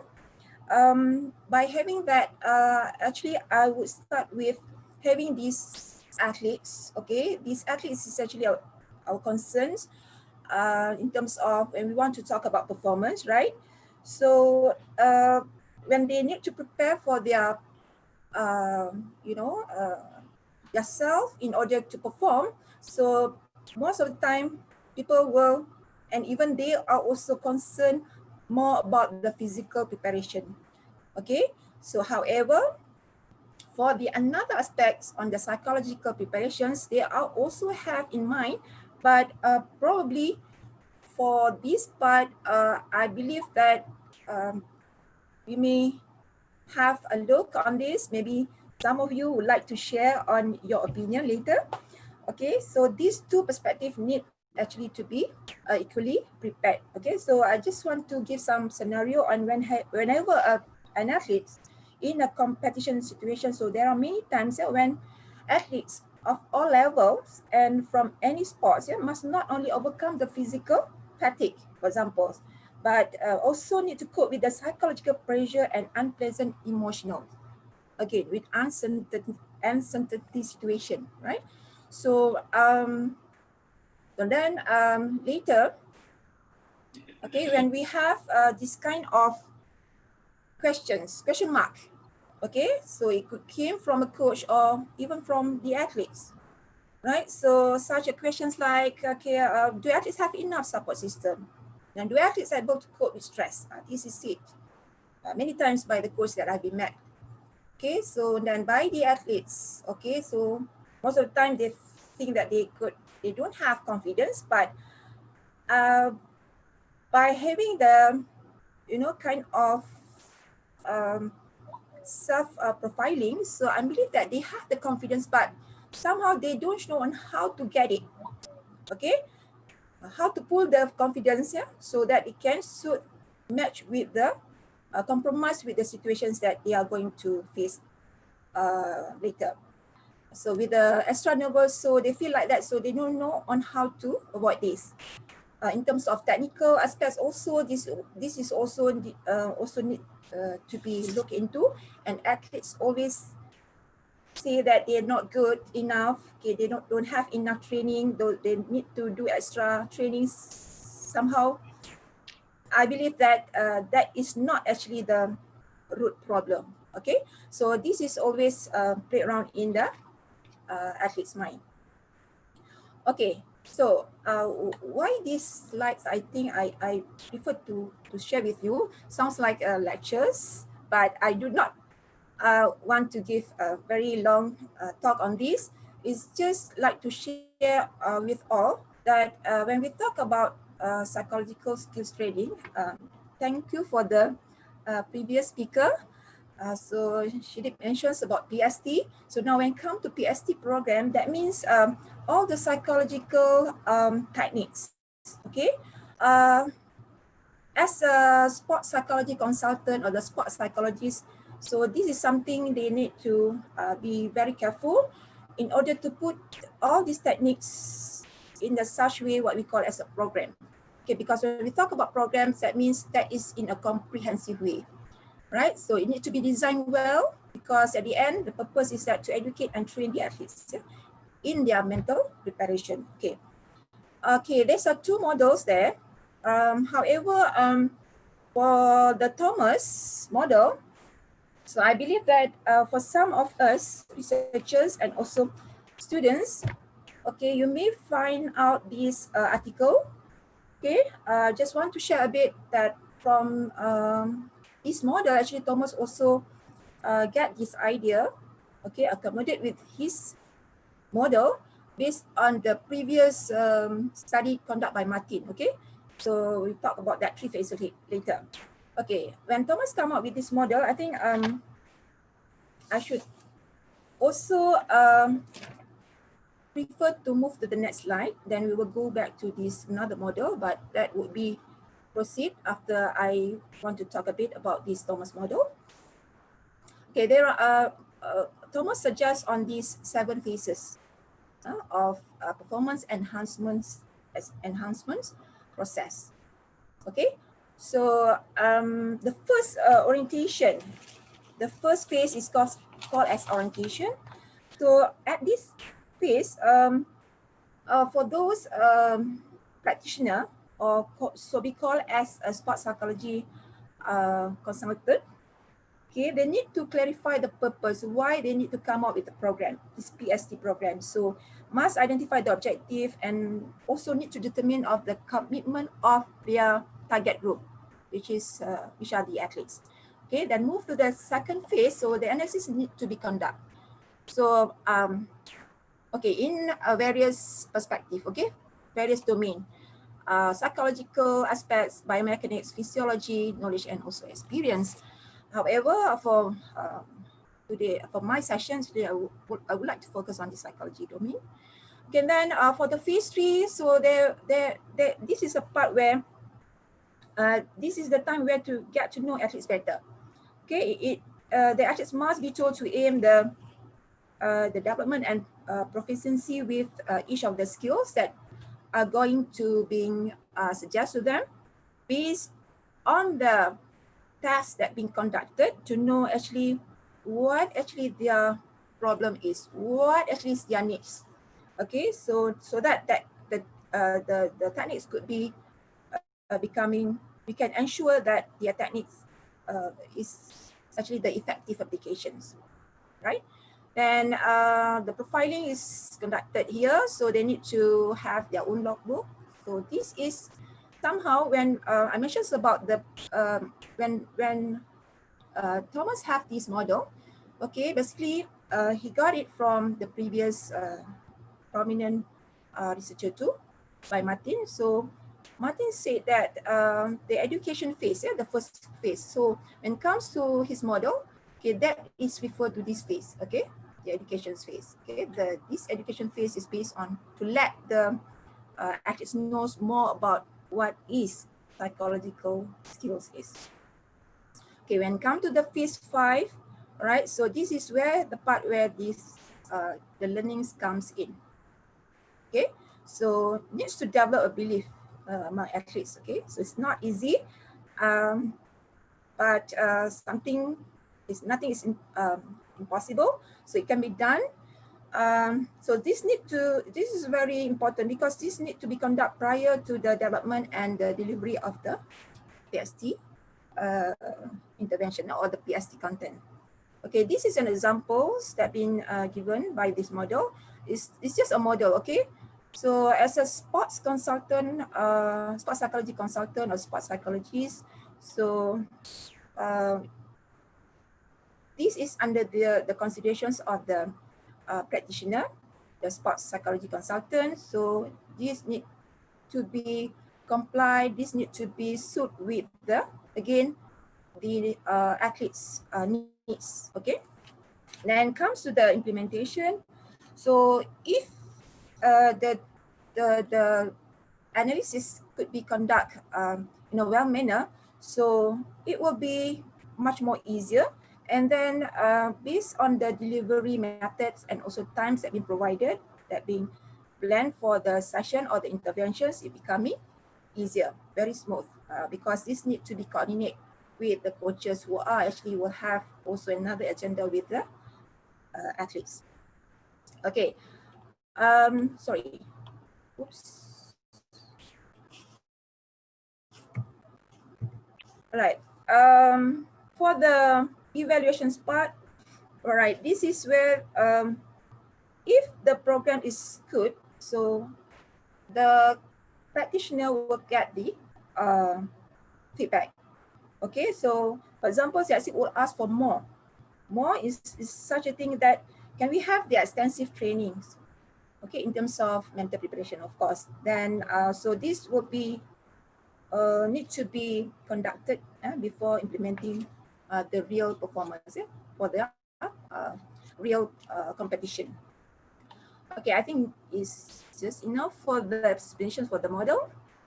The second model is about Bagger. This is conducted among footballer.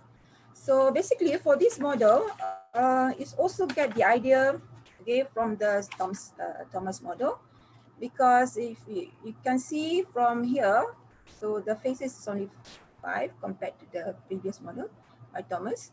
It's quite easy, looks like it's easy, and it's if you can get the understanding of the first model. So for the first phase, actually this came from the first three models of Thomas. Okay, first four, sorry. And the phase 2 and 3, actually this came under phase 5 and also phase 6 of the Thomas model. And also the competitions when they need to implement phase 6 again. And the post-competition is on the evaluation phase. Okay, so it's almost the same, but it's again because this module is actually conducted throughout the football players. So designed like this. Okay. All right. Just now I mentioned about the 3 phases of PSD. This idea came from this Martin. It's much more earlier than Thomas. Okay. So for these phases of PSD, in the education stage of phase, so it's a very important things to have is that in the practitioner mind, as a sports psychology consultant, is that we need to give a very good understanding to the athletes on the benefits of sports psychology. Okay, so this is a very important meeting. It's not only involved with the athletes, it's also need to be advised involved with the coaches. It's good to have them also in the initial meeting. Okay. And for the second phase is about acquisition. It's concerned with arousal levels and acquired skills. Okay, since this is actually the main problem of the athlete, so most of when we talk about psychological preparation is actually in order to on how the athletes could overcome their arousal level, okay, into the optimal levels, so that the stress could be away in a very quick time, right? And then the third phase is about practice, where you implement whatever you acquire in this second phase. Okay. Okay. Why I'm sharing this slide is that because I think it's good if I can share with you in terms of the previous study conducted by this group of researchers. So they conduct on this psychological skills program integrated with the biofeedback. Okay, when you talk about equipment just now, okay, this is the integrations between the programs, also consists with another technique, so plus with the technique that is actually using the equipment. Okay, so it's this actually is the program, PSD program, been designed by the teams, the sports who actually come up with a sports consultant on this. They are also a part of the team, the researchers. Actually, it's from the researchers group. They conduct a research in these 3 consecutive years. Okay, so this is the program, and for every phase, so actually they will follow this that I share in the Thomas model just now. So exactly, this practitioner use this Thomas model in order to design the what we call as a long-term program for speed skating Canadian team. Okay. Okay, time is running out. Okay, all right. This is an examples of for another sports. So this is on netball. So, but this one actually is the durations of the program is only in a year. Okay, the program is actually will consist with combinations of different domains of training. Okay, of course, our concerns today is on psychology part, but however, when we talk about annual plan, that means as a sports consultant, you must have this annual plan for the team. Okay, if conduct in 1 year, okay, annual plan. So when you come to have this, so easier for you to put it in your what we call what you plan for the athletes. Yes? It's as same as what we discussed in the Thomas, and also by using the banker model just now. So it need to be follow the phase. Okay, so the concept, it should be there. Okay, the concept must be there. Okay, all right.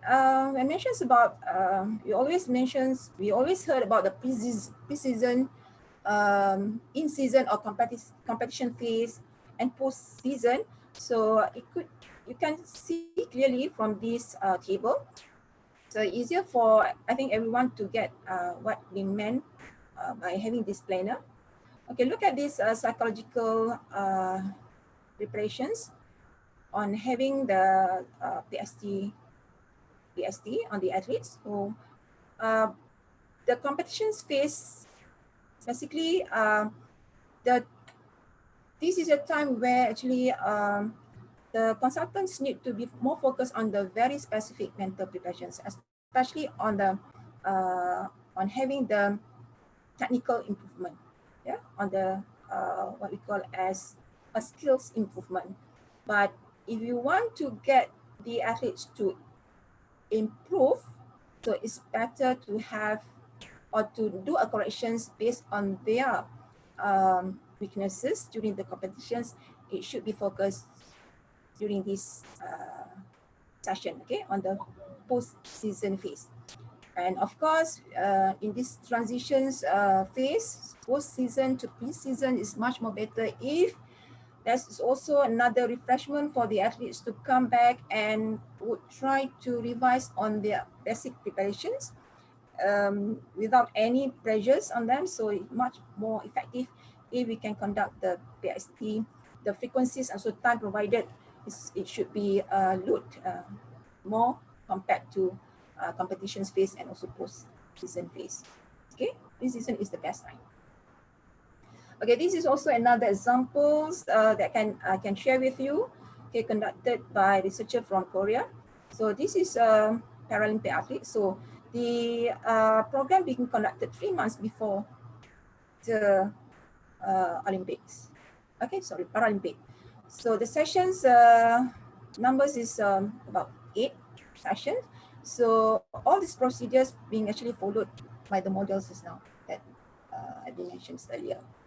Okay, so another study that I can share with you is from the professional soccer team from Turkey. And this program is long last for 4 months. Okay, this is how the practitioner or the sports psychologist or the sports psychology consultants do the planning. Okay, so and then in terms of the techniques also, they've been choose this kind of techniques based, again, remember, based on the study that they did during the orientations and during the conceptual phase. Okay, then here is the techniques that have been suggested to the coaches, as well as the, of course, they need to present it.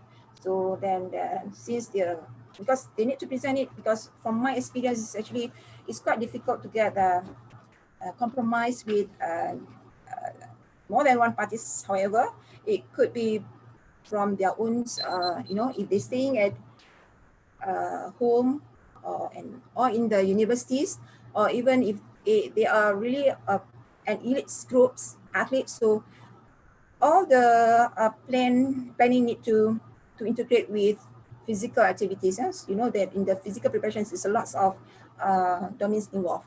So need to be present and need to get sanctions from the coaches. And the examples of content that you can have in the program, and also the drills that can be have by the athletes, because they can have, if they have, they're being educated well, okay, they can have the sessions by having this by their own. Okay, they don't have to, you know, accompanied by the consultants or the mental trainer or the sports psychologist whenever they want to do these drills, the mental drilling, yeah, mental exercise. Okay, now when we know that these outbreaks will have a very high impact to the athletes in terms of their preparations, okay, towards their competitions. So what I can see that I will always see this as an opportunities. Okay, so there's always an issues in our daily life. So as well as to conduct this PST program. So issues and challenges is always there. Okay, but I want to see this as, I want us to believe that this is something that we need to take advantage on this. Okay, I just want to share on this. I found it from their Instagram. Okay, so this is from gymnast, German gymnast. So how these girls turn her parents' garden into a gymnasium. So bring all this equipment to the home, and she did the training, yeah? Right, in the gardens. And this is also another good examples of how these athletes could see this outbreak as something that can let them to continue with exercise, continue to have these physical preparations. Okay, so allow me to share this video with you. Okay, it's just this swimmer, Sharon, this is actually from I think this is from Dutch. Okay, Sharon used a tiny inflated. So again, at his own house. Okay, right. So she did it. It's in about 30 minutes non-stop. So always got creative with this. Okay. All right. So, and I would like to have our intentions on the issues and challenges that I say just now. Then I will always want, we have this as such an opportunity for us to live with this COVID. Okay. So, so some of the, there's a lot actually, the issues and challenges on conducting this PST, but to in line with the themes that we have for today. So I believe this is actually priority for me to highlight on these 3 issues actually. Yeah, so on the trust, commitment to practice, and also on how to deliver these PST methods or these techniques. Because from Morahan, so she said that she found that the more time spent communicating with each other is actually is needed. Okay, but however, I would like to have this scenario of this outbreak as something that we can overcome this. Okay, because the trust is that is not there between the the athletes and also the provider. Provider, that means refer to the sports consultant, sports psychologist. Okay, and so in the same study, okay, she suggests that it's a good if we can have the professional guidelines. I mean to guide or to lead people, to educate people to be professional in conducting these programs. So there must be a guidelines and also standards of practice for those working as in this field to be a consultant, sports psychology consultant. Okay, so I know that for sports associations will have these also in your agenda. Probably there will be also another issues comes in, but as I can find out, share with you from the findings, I mean the implication and also the suggestions from the researcher. So here it is. So now is when we talk about commitment, so it's always we mentioned about the commitments. So the commitments here by Morahan, it been saying that the commitment to practice is actually referred to the athletes. Okay, it seems that the athletes not committed with the program being provided to them, right? So yeah, okay, this is normal phases. I mean, the normal things need to do at the earlier phases of this PST program. But again, since this is sounds like weaknesses on how to have the good or effective PST program. So in this outbreak, I think this is not an issue actually. So we can always have better ways on how to gain the informations about the details, about the needs again, yeah, about the actually what is the unique needs based on the individual's weaknesses, so that they want to improve themselves in their specific skills in their own sports probably. So it always can be conduct the analysis without delaying the program.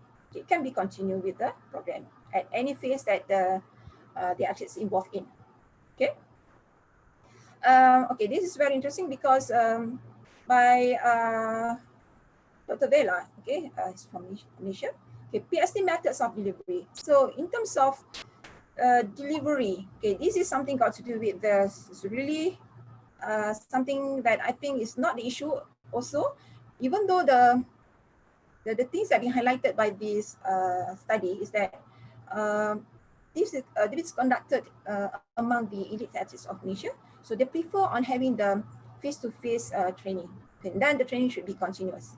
Okay, and it is of course in a not so long. It's a small doses, means probably they don't want to have this so long because they know that they have already involved with the physical preparation and so on. So, but they want it to be consistent. Okay. So as I said, simulations is actually a good things, and purposely for this PST practice, I believe that not so many of practitioners have this. Okay, but still we can work on this. More simulations of virtual reality psychological, because when we talk about PST, sometimes the artists do not aware about this. What is this? But because they are more familiar with what we call as training, you know, but in order to do the conditioning, so on the mechanisms aspect and so on. Okay, so need to be recorded and shared with the athlete. So it also could be improvised again, as I said just now. Okay, so you can build apps so that it can help the athlete. So it's good. It could be handy and also easy to bring at anywhere they are. Okay, especially now with the social distancing and so on. Okay, so they can do by their own. They can assess with themselves. Okay. Okay. As my last part of today's session, so these 3 points are being put in. So owing to the nature of the activities referred to the athletes and the current situations, athletes are confronted with many stressful situations. So I would suggest to have this phenomena, COVID-19 pandemic, as an opportunity, not something that we can say as the other things. Look it in a positive way. So more time can spend for implementing of this training, and with the compromising with athletes, and also supporting systems that we refer to sports associations, coaches, and so this will be great helps for the athletes to perform better. Okay, then also to gain awareness. Okay, so can build a build system so that athletes can give very highly commitment in the program, consciously and intentionally. Right. Okay, this is what being happen in my among the Malaysian athletes. I'm did ask permissions from one of the sports consultants, sports psychology consultants, to have these photos to share with you today. So this is Malaysian's gymnast, Farah. So preparing for the Olympic Tokyo, but still going on with this training in the psychological aspects. So continues with the very consistent training. And the other young athletes is a footballer. This is Nazmi. Okay, so this is very interesting because actually his parents comes and meet these consultants to help his son. So this is another perspective that we can see this an opportunity. Okay, right. So to have these normal pandemics to be a new normals actually is not. Is impossible. Okay, we can do it. Okay, with that, thank you, and I will pass these sessions to Prof. Jolie. Okay, thank you, Dr. Jamaat, for this insightful presentations on psychological skill training. I think Vikram has already woken up from his Yog Nidra and he has already started sharing a question which probably he has picked up. Vikram, can we have the question? Very quick one. I heard that people do not sleep in Yog Nitra, madam. He was Yeah, then Yeah. meditating for the questions. Okay, Vikram. Okay, while Vikram is coming up with the question, maybe Professor Tyagaraja, do you have a poll question? Yes, always I have my button You are on ever ready, I know. atom bomb ready. Yes. So we'll have the poll first as they're preparing. Yes, here comes the atom bomb. So launching the poll. Effective leadership ensures better outcome. How many of us believe this, or yes or no? Not always. Leadership is just one part. Physical training and sports science is more important. How many of you feel like that? Do all leaders, do all sportsmen have to be leaders, or it is just only physical and mental strength? So that question, almost, I think a lot of people have woken out of the Yog Nidra. We have 60-70% close to people have result. Voted. Okay, I think there's overwhelming majority, so I'll share the results now. Okay. It's quite an easy poll, I guess, but probably Dr. Jamaat can throw more light on this issue of the leadership skills that an athlete needs to possess. I love that questions, that poll questions, Prof. Because the roles that been played by the leaders actually is very important, especially on whenever these, for example, these good things, this program need to be do as holistics. Okay, when these become in a comprehensive ways, that means lots of money involved in. So when it comes to that, I think if we have a good athletes, if we have a good coaches, if we have a good trainer, the sports psychology consultant, even if we have the mental readiness among the athletes, but if these these things to be happen, so that means it cannot be happened. It's because this need to be conduct as a whole. It involves with lots of money, because I know that for sometimes if for the 20% of the person who are sick is not sure, so I think maybe something that I could say that most of the athletes who are involved in the elite level, okay, I should say that this program is always be priority should be think about of the sports association. That's good. We have just two quick questions and maybe a very short answer so that we can wind up. How relevant is monitoring of psychological skill training when preparing a team for high-level competition? Is it relevant or not? That's the question. Very short answer. Okay, my response is that it's very needs on have the relevant monitoring, especially however it could be referred to the how long is the durations of the program.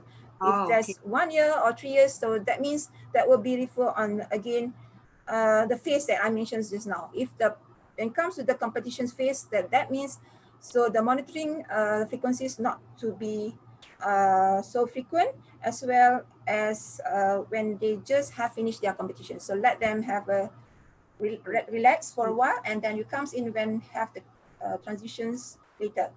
I think that what you said also answers the second question of how psychological profiling of the players can be done. So I think we can take it, as you said, that it need not be very frequent monitoring. The profiling doesn't have to be very frequent, because changes in psychology does not probably happen that much very quickly. So I guess questions are answered in the first one. So with this, I would like to thank Dr. Jamaat for a very good presentation, and I also want to thank all the speakers. We had actually, I forgot to mention that Dr. Anuradha is actually a very good classical singer. So we have music all over the world, all over this sessions. So over to Mahindran. Would you like to just be very quick and short in closing the session and winding up? Because I think Jayashree, if you have some other work, you can leave if you are really in a hurry to attend a meeting. So over to Mahindran. Mahindran, can you hear me? Yes, please. Yes, please. Yes. Thank you. We had a very good presentation from Dr. Gary, Prof. Jaya, Dr. Anuradha, Dr. Jamatul. Very interesting from the music up to the skills and talk about yoga and talk about the cognition performance during the COVID. I think they all have mentioned about the importance of psychology, as like what Prof. Arumugam mentioned. Mental health is very important. It is just like a food. You need to have this mental health also be stable. If you're not, you can't perform. And I think this is a very, the all four speakers two from Malaysia, two from India, and perhaps Dr. Jolie Roy, make everybody enjoy joyous moment and bring us up in a psychological manner, make it happy and pass over the message to all the viewers outside there. I think we had a very good session today. Thank you very much to all of you, each of you, and even the participants from everywhere. Thank you so much. And please bear with us that we got another session next week, Thursday and Friday. Please do join. All the panelists are welcome to join. And take care. And Selamat Hari Raya Haji for and all the Muslim members in all part of the world. Enjoy your Eid Mubarak very well. Thank you very much. Thank you so much. Thank you. Thank you, Thank Professor Mahir. all the speakers and pass it on to Professor Tyagraj to wind up the session. Thank you, Professor Mahir, and thank you, Dr. Jolly ma'am, for moderating this session beautifully. And thank you all the speakers on behalf of the IASM and the MASM and on behalf of the Asian Federation of Sports Medicine. I think a lot of singers are here. I think everyone should get together sometime and do some community singing on Smule app. So I'll send you an invite so that we can sing something motivational for the sports people to come out of the COVID situation. So let's practice what we preach. So with that, we love you all. Have a relaxed weekend and Thank you. Thank you. Thank you so much. Thank you. Thank you. Thank you very much, Shahri. Thank you, Anuradha. Thank you, Gary. And thank you, Dr. Jamaat. Thanks. Bye-bye. Take care. Bye. Same to you. Bye.